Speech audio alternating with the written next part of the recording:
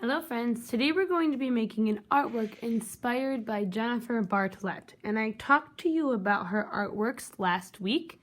So today we're going to make an artwork that's inspired by the patterns, the polka dots, all those different designs that she uses, and we will make our own house collage. To make a collage, we're going to combine two different types of media or medium.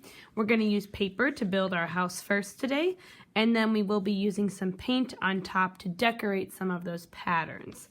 Let's get started. The first thing you will do is write your name on your paper. Then you are going to pick two colored pieces of paper. We're going to build our house with this paper. I want my name to be on the back, so I'm going to flip my black paper over. And now I need to build two house shapes. We're going to use geometric shapes today, like squares and triangles or rectangles, to build our house. Now I can't just glue down two papers like this because that does not look like a house.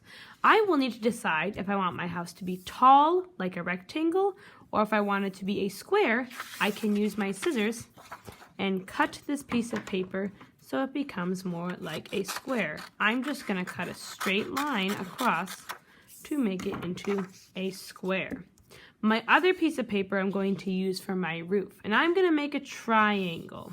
To draw a triangle, I like to use one side of the paper, and I'm going to draw a straight line that goes up and a straight line that goes down. Some of you might make your roof triangle so it's wider. Some of you might make it smaller. That is up to you.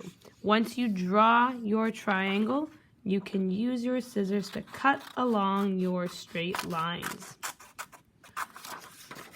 After I have cut out my house shapes, I am going to glue them down onto my paper. If you would like to make some windows using your extra paper, you can take your extra paper. Maybe I'll cut out some smaller shapes. I'll start with a straight line. Maybe cut out just some little shapes for a door and maybe a few windows.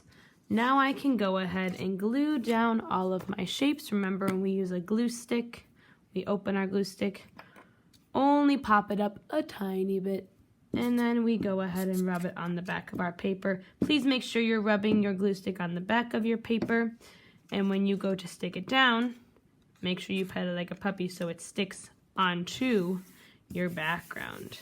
There is my roof. I probably should have glued my square down first, but we will put it right under my roof. I'm going to drag my glue stick. I'm not pushing too hard, rubbing glue all over the back of my paper. Gluing my house in the middle, rubbing it so it sticks down, pet it like a puppy. And if you wanted to add a few more details to your house, you could do that by gluing down some windows or a door. It is up to you. When you are done gluing all of your pieces down, please close your glue stick, and now we will be ready to add paint and patterns to our house design. Now, because we're being inspired by Jennifer Bartlett, we want to think about those patterns she uses in her house collages. She likes to use stripes that repeat, polka dots that repeat. Remember, a pattern is something that repeats. So a pattern could be red, blue, red, blue, red, blue, or it could be triangle, square, triangle, square, triangle, square, things like that.